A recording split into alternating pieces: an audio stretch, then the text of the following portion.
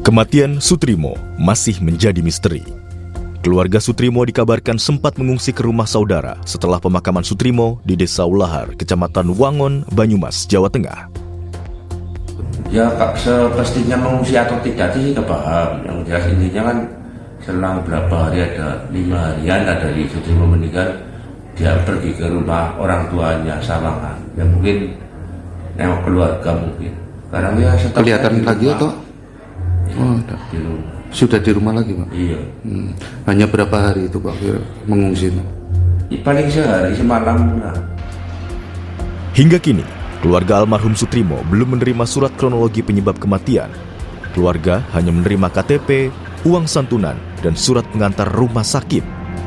Kuasa hukum keluarga Sutrimo bilang, keluarga almarhum Sutrimo di Banyumas, Jawa Tengah menyatakan tidak keberatan soal dilakukan ekshumasi. Namun, keluarga juga meminta perlindungan untuk memastikan keamanan kepada polisi. Memang juga sudah menyatakan secara tertulis pihak keluarga tidak akan menolak apabila penegak hukum gitu kan akan melakukan ekshumasi. Perlindungan keamanan itu kami mohonkan bersamaan waktunya pada saat kami mengajukan pelaporan. Kasarnya beginilah, kita mau laporan, mau kooperatif dan lain-lain, tapi negara harus hadir menjamin keamanan klien kami. Begitu. Polda Jawa Tengah menyatakan kesiapannya membantu Polda Metro Jaya untuk melakukan ekshumasi makam Sutrimo pada 12 Agustus esok. Tim medis yang dilibatkan di proses ekshumasi yaitu dari Polda Jawa Tengah, Polresta Banyumas, dan Polda Metro Jaya. Polda Jawa Tengah ini tentu saja siap membantu Polda Metro untuk pelaksanaan ekshumasi, apakah itu persiapan, kemudian pelaksanaan, maupun nanti pasca dari pelaksanaan ekshumasi. Tentu saja nanti para dokter ahli, para dokter-dokter yang memang sudah terbiasa itu dan mempunyai kompetensi untuk melaksanakan ekshumasi, dan tentu saja hasil dari ekshumasi ini kan nanti akan diuji kembali, akan diuji di laboratorium yang kompeten. Untuk timnya tentu saja tim dari Polda Jawa Tengah dan juga dari Polresta Banyumas dan dari Polda Metro Jaya. Keluarga berharap penyebab kematian Sutrimo, pria yang ditemukan tewas di depan klinik kecantikan Jakarta Selatan, bisa terang benderang. Tim Liputan, Kompas TV. Penyebab kematian Sutrimo, pria yang disebut sebagai kepala rumah tangga mantan Jampitsus Kejaksaan Agung Febri Adriansyah, masih jadi misteri. Polisi akan menggelar ekshumasi makam Sutrimo untuk mengungkap penyebab kematian. Di sisi lain, keluarga juga meminta perlindungan untuk memastikan keamanan kepada polisi. Lalu sejauh mana ekshumasi ini bisa mengungkap penyebab kematian Sutrimo, dan apakah ada kaitannya kematian Sutrimo dengan tindak pidana lain? Bergabung dalam diskusi kami pagi ini, pakar hukum pidana dari Universitas Bung Karno, Hudi Yusuf, serta Kepala Departemen Kedokteran Forensik dari Universitas Indonesia, dari Fakultas Kedokteran Universitas Indonesia, Ade Firmansyah Sugiarto. Selamat pagi Bapak-Bapak, dengan Tifal di sini. Ya, selamat pagi. Pagi Mas Tifal. Terima kasih sudah bergabung bersama kami pagi ini. Dr. Ade, saya mulai ke Anda dulu karena yang jadi poin krusial sekarang adalah proses ekshumasi, membongkar makam kemudian melakukan otopsi terhadap jenazah Sutrimo. Sebetulnya dalam konteks jasad yang sudah meninggal lebih dari 2 pekan, catatannya malah 3 pekan, apakah ini masih bisa diteliti penyebab kematiannya atau malah ada hal-hal yang akan jadi tantangan buat tim nanti saat melakukan otopsi ulang? Ya, jadi terima kasih Mas Tifal. Jadi otopsi pada jenazah yang sudah dikubur, apalagi sudah dikubur selama hampir 3 minggu, memiliki kesulitan utamanya adalah pada kondisi pembusukan yang terjadi pada jenazah tersebut. Memang jenazah yang ada di dalam tanah itu memiliki tingkat pembusukan yang lebih lama ya dibandingkan di udara bebas. Namun dengan adanya kondisi di dalam tanah, di adanya hewan-hewan pengerat lainnya dan lain sebagainya, itu pasti akan mempersulit pemeriksaan. Pasti kalau dikatakan apakah lebih baik yang segar dibanding yang sudah dimakamkan, pasti lebih baik ya temuannya pada yang segar, jenazah yang masih segar. Namun ini adalah suatu upaya maksimal ya yang bisa kita lakukan dari kedokteran forensik untuk mencari penyebab kematiannya. Tentunya kita dari pemeriksaan, kita akan lakukan pemeriksaan secara teliti, mulai dari pemeriksaan luar jenazah, pemeriksaan dalam ya, dan termasuk pengambilan sampel-sampel, dan pemeriksaan mulai dari pemeriksaan jaringan lunak maupun jaringan keras seperti tulang. Jaringan lunak tentunya kita harus periksa lebih hati-hati lagi kulit-kulit ya, karena warna kulit yang sudah membusuk akan menimbulkan sedikit perbedaan, terjadi postmortem discoloration, sehingga yang akan menunjukkan mirip-mirip dengan gambaran perlukaan, gambaran memar di sana. Belum lagi pemeriksaan dalam juga kita akan organ-organ juga sudah mulai melunak, darah sudah melisis. Ini yang menimbulkan kesulitan yang sangat besar, terutama dalam melihat apakah ada kelainan-kelainan makroskopik ya dari organnya. Kemudian kita sampel-sampel di bagian mana yang harus kita ambil, ya itu yang tentunya teman-teman pasti akan mengalami kesulitan di sana.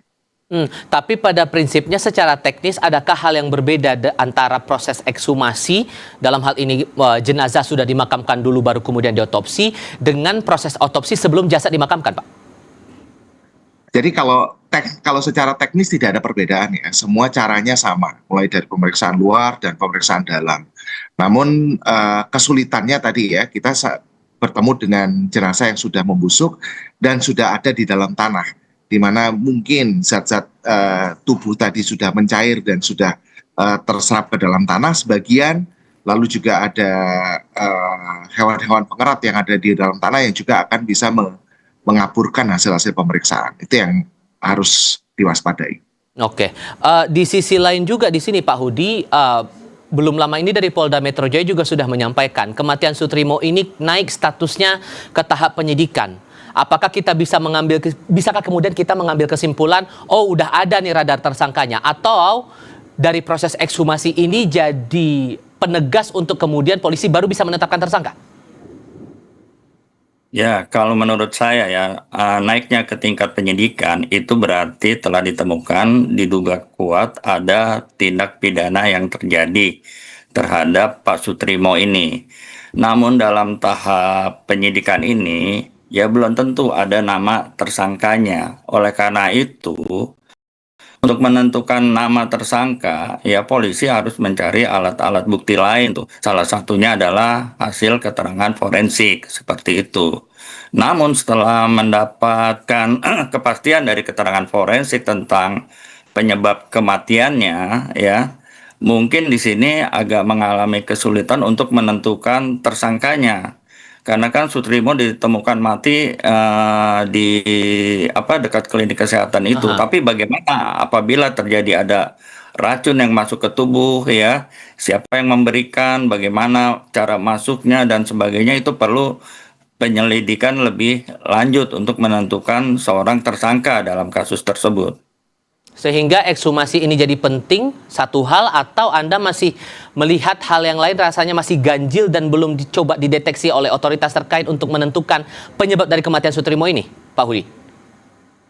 Ya, menurut saya ekshumasi ini sangat penting ya, karena memang harus tahu penyebab kematian itu apa ya.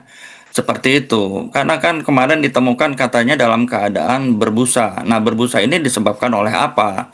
Nah, oleh karena itu ekshumasi ini menjadi kalau dibilang bukti itu bukti mahkotanya nih, apa penyebabnya sehingga yang bersangkutan menjadi meninggal dunia.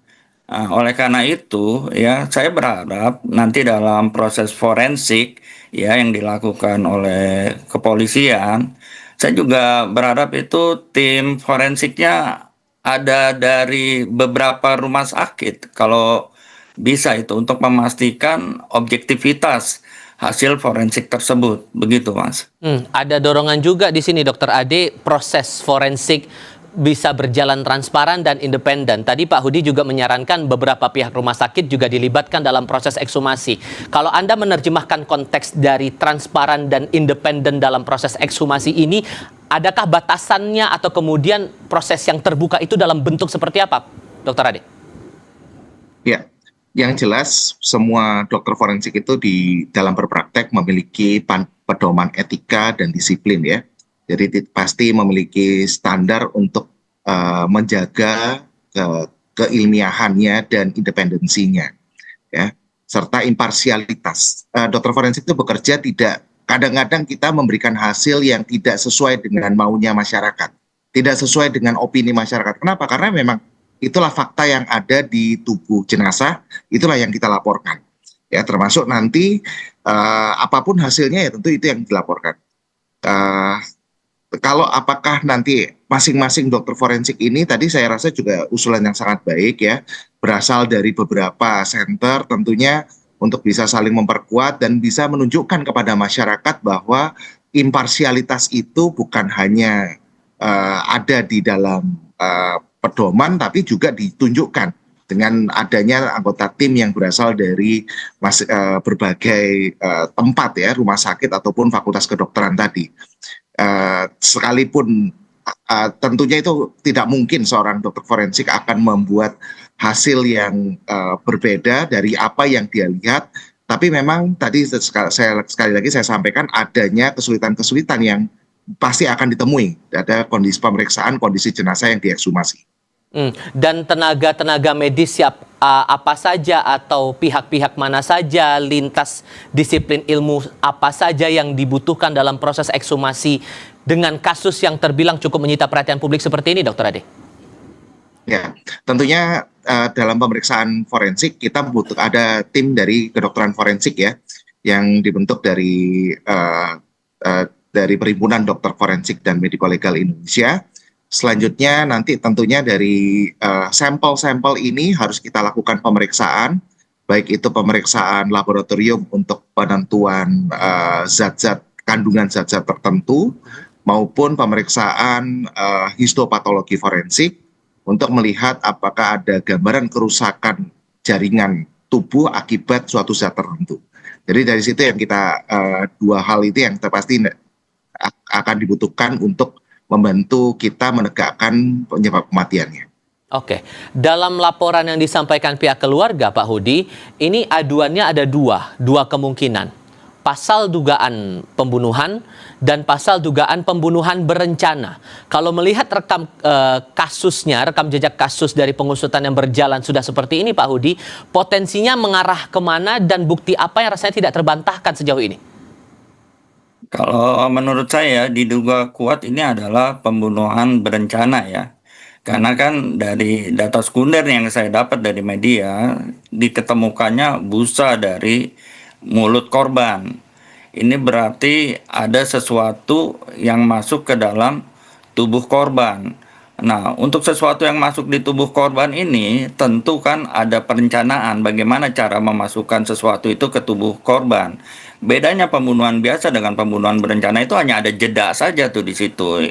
Nah, jeda itulah ada kesempatan orang untuk berpikir bagaimana cara melakukan pembunuhan dengan memasukkan sesuatu ke dalam tubuh orang. Seperti itu, Mas. Sehingga kalau saya menduga kuat ini adalah pembunuhan berencana, bukan pembunuhan biasa. Kalau pembunuhan biasa itu kan orang ketemu, timbul sengketa, lalu terjadi perkelahian yang mengakibatkan kematian orang. Tapi kalau ada busa dari tubuh korban keluar pada saat ditemukan, ya bisa jadi ini adalah pembunuhan berencana karena memang timbulnya busa itulah yang harus didalami nanti oleh dokter-dokter forensik pada saat pemeriksaan.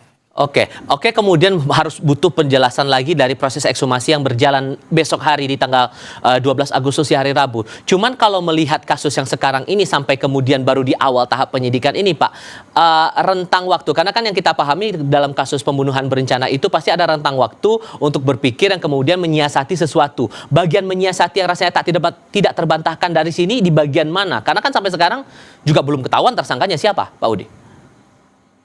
Ya, oleh karena itu kan polisi harus menyelidiki itu secara komprehensif ya, menyeluruh ya. Detik dari detik itu dari perjalanan Sutrimo dari rumah ke arah sana itu harus diteliti apa yang di rumah itu, apa yang dimakan, siapa yang menyajikan.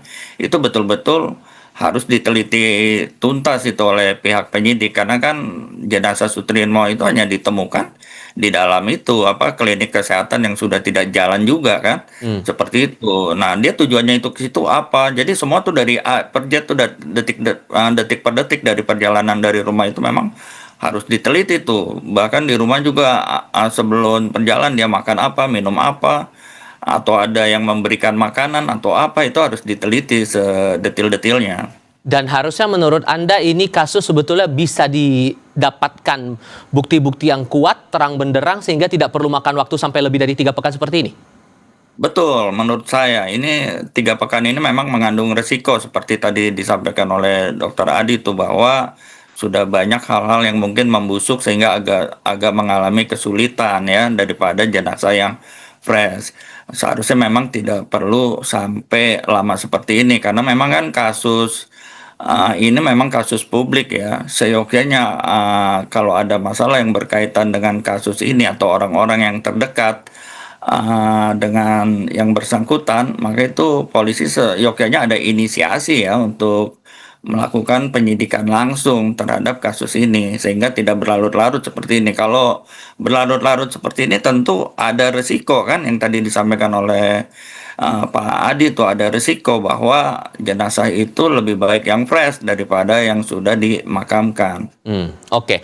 Kembali menyangkut soal ekshumasi ini, Dokter Ade. Kalau kemudian dari secara teknis sedikit banyaknya tidak ada yang berubah, tidak ada yang berbeda, maka untuk rentang waktu proses sebelum, saat, dan setelah ekshumasi bisa makan waktu berapa lama sampai kemudian keluar hasil dari proses autopsi ulang itu tadi, dari ekshumasi itu tadi, Dokter Adi? Ya, kalau kita lihat, yang saya ingin tegaskan dulu bahwa dokter forensik itu bekerja kita dengan titik nol ya. Jadi kita tanpa asumsi apapun, kita melihat jenazahnya dari pemeriksaan luar, pemeriksaan dalam, kemudian kita menyusun puzzle itu tadi, mana yang kemudian kita pertimbangkan juga, mana yang menjadi adekuat untuk menimbulkan sebuah kematian.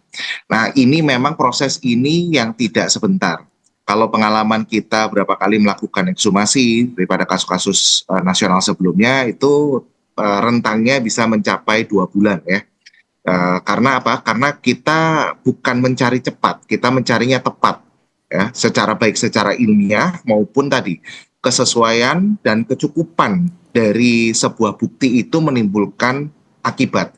Bagaimana sebuah adanya barang ataupun hal yang relevan di dalam kejadian kematian almarhum dan kemudian terjadi terhadap akibat, itu perlu kita pertimbangkan secara ilmiah kecukupannya. Nah, ini yang tidak bisa sebentar. Kita kadang perlu ambil bukti lagi, kita perlu cross check lagi ke dalam slide histopatologinya, kita perlu cross check lagi ke laboratorium dan lain sebagainya. Di proses itu bisa bolak-balik sampai akhirnya kita bisa yakin dan mengatakan adekuat untuk penyebab kematiannya. Jadi rata-rata kalau bisa mencapai 2 bulan. Oke, maksimalnya 2 bulan. Saya butuh penegasan lagi. Dalam rentang waktu 2 bulan itu, hal apa yang rasanya jadi makan waktu dalam artian untuk memastikan proses forensik ini atau proses dari autopsi ulang ini betul-betul tegak nih arahnya, tegak proses dari menemukan penyebab dari kematian jasad itu tadi? Ya, semua sampel yang kita akan nanti ambil dari proses ekshumasi ini kan sampel-sampel yang sudah mengalami dekomposisi ya. Maksudnya jadi bukan sampel yang normal lagi gitu ya, sampel yang dari komposisi, sehingga baik dari treatmentnya maupun nanti pemeriksaan yang nggak mungkin buru-buru di sana. Dalam misalnya contohnya pada saat kita ingin mengambil membuat sediaan histopatologi forensik pun itu nggak mungkin buru-buru, pasti harus kita preservasi yang bagus agar jaringannya layak dan adekuat untuk optimal untuk kita lakukan pemotongan slide. Kemudian dari pemeriksaan slide pun juga harus kita periksa beberapa kali, dan bahkan kadang-kadang tidak hanya 1 orang. Dari tim itu kan ada misalnya ada 5 orang saling melihat dan kemudian kita berdiskusi dan bagaimana nih, apakah kita simpulkan dapat adekuat atau tidak. Itu proses itu terjadi terus, dan ini memang yang memakan waktu. Dan slide pemeriksaan itu juga tidak hanya 1 atau 2, saya bisa banyak ya, bisa sampai 40 slide dengan mungkin sediaan jaringan pun dari organ itu bisa lebih dari 5 jaringan. Nah, ini yang tidak sebentar, Mas ya. Oke, proses yang tidak sebentar, Pak Hudi, sehingga kalau kemudian asumsinya proses ekshumasi ini jadi kunci untuk kemudian menetapkan penyebab dari kematian Soetrimo, dan semoga ini bisa jadi jalan untuk menemukan siapa tersangkanya. Dalam rentang 2 bulan menunggu ini, kalau kemudian lama nih Pak, polisi bisa berbuat apa kalau begitu? Karena ini udah kadung naik ke penyidikan. Ya, kalau menurut saya memang kita harus memberikan kesempatan kepada tim forensik ya untuk mengetahui penyebab kematiannya. Memang tidak mudah, oleh karena itu kita seyogyanya memang memberi waktu ya. Yang tadi dibutuhkan sama Pak Ade itu sekitar 2 bulan ya. Namun dalam rentang 2 bulan ini, saya yakinlah teman-teman kepolisian itu mempunyai keahlian khusus dalam hal mengungkap kasus ini. Mereka dapat membuat rekam jejak terlebih dahulu lah apa yang dilakukan Sutrimo sebelum yang bersangkutan meninggal dunia ya, dari perjalanannya tuh sejak dari rumah sampai ke tempat ditemukannya meninggal dunia. Oleh karena itu, karena ini kasus publik ya, saya berharap teman-teman di kepolisian ya tidak membuang-buang waktu ya, harus bekerja secara profesional dan cepat sehingga kasus ini tidak berlama-lama di masyarakat, karena masyarakat itu butuh informasi juga terkait apa sih penyebab kematiannya, apa ada kaitannya dengan kasus yang sedang berjalan ini atau tidak, sehingga masyarakat itu butuh informasi itu. Jangan sampai informasi itu terlalu lama ya. Tapi dengan dibutuhkan waktu 2 bulan itu, menurut saya ya memang itu dari tim forensik dari Pak Ade itu ya, itu hal-hal yang wajar aja ya dalam 2 bulan ini, karena memang tidak mudah untuk menemukan itu. Saya juga pernah melihat proses forensik itu terjadi dan memang itu tidak mudah ya. Seperti itu. Oke, ini kan sudah ada 24 saksi kalau kata polisi diperiksa dalam proses penyelidikannya. Karena status dari Sutrimo ini sebagai yang disebut sebagai kepala rumah tangga ex Jampitsus Febri Adriansyah, Pak Hudi, menurut Anda majikannya dalam hal ini Febri Adriansyah juga perlu diperiksa nggak sebagai saksi kunci di sini? Ya, kalau menurut saya semua yang keterkaitan ya dengan almarhum Pak Sutrimo itu ya perlu itu diperiksa juga ya. Karena memang begini ya, orang yang sangat mengenal Pak Febri itu kan tentu orang-orang yang dekat ya, orang-orang yang dekat sekali dengan yang bersangkutan ya, orang-orang yang ada di rumahnya.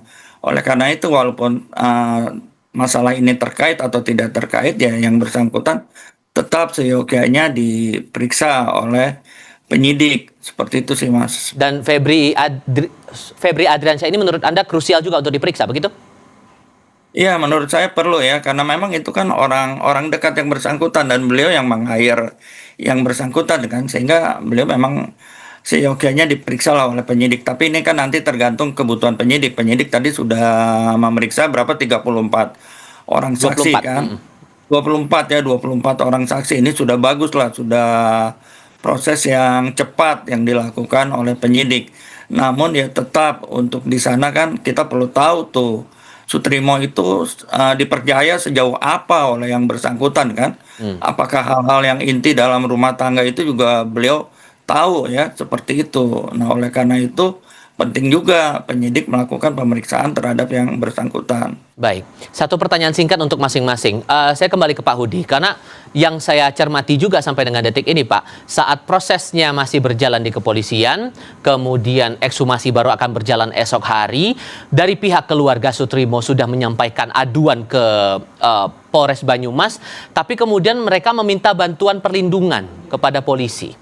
Meminta bantuan sampai dikawal, pengawalan tidak hanya di rumah keluarga Sutrimo, sampai ke pemakamannya pun juga diberikan. Ditambah lagi ada peluang LPSK untuk memberikan perlindungan darurat juga kepada keluarga. Anda mengaitkan kasus ini kemudian ada perlindungan, ada kekhawatiran apa di balik kasus ini sampai kemudian dari pihak keluarga minta perlindungan seperti itu? Ya, karena kalau menurut saya ya, keluarga melaporkan itu memang rentan dengan resiko ya yang terjadi. Oleh karena itu memang tadi negara harus hadir di situ ya. LPSK Risiko paling besar apa Pak? Dalam hal apa?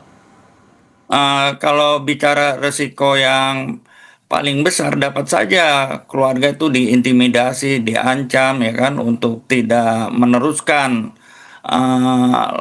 laporan tersebut ya, untuk tidak meneruskan laporan tersebut, atau keluarga ya diminta sudahlah menerima saja keadaan seperti ini. Dan yang paling dikhawatirkan kan apabila keluarga ini sudah melakukan laporan, ya ada ancaman-ancaman berupa psikis maupun fisik yang dilakukan oleh orang-orang yang berkepentingan dalam hal ini. Oleh karena itu ya negara memang hadir, karena seringkali ya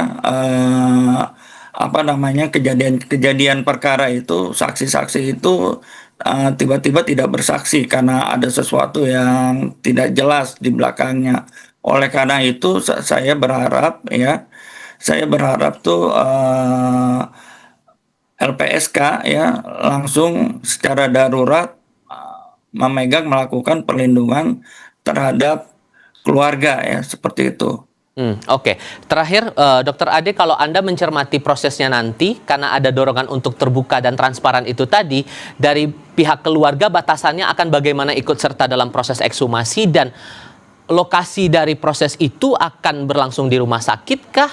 Atau bisa jadi di area tempat pemakamannya, atau mungkin ada lokasi lain untuk memastikan semuanya berjalan tanpa ada hambatan teknis? Ya, kalau menurut saya yang terbaik buat kita semua adalah kita semua harus melihat ini sebagai upaya maksimal terakhir ya, karena jenazah itu harus kita lakukan otopsi, memang dibutuhkan untuk kepentingan peradilan, dan nanti hasil yang akan dibuat pun akan kita sampaikan kepada pihak penyidik dan untuk kepentingan peradilan, jadi pro justisia.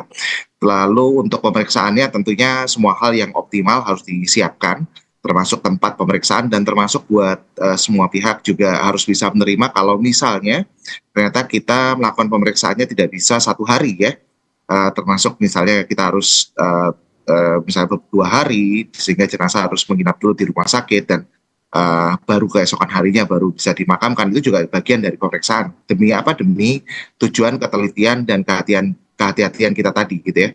Tidak harus terburu-buru pemeriksaan jenazah itu, yang penting kita adalah teliti dan hati-hati sehingga semua sampel, semua bukti-bukti yang ada di tubuh jenazah itu bisa kita kumpulkan dengan baik. Apalagi dengan kematian yang sudah berjalan lebih dari 2 pekan, sudah menuju pekan ketiga seperti ini, memastikan semuanya betul-betul terang benderang, ini yang jadi penting di sini, apalagi kasusnya sudah menarik perhatian publik. Dr. Ade, terima kasih sudah bergabung. Pak Hudi juga terima kasih sudah berdiskusi bersama kami kali ini. Sehat selalu untuk Anda berdua. Selamat pagi. Terima kasih. Pagi, terima kasih.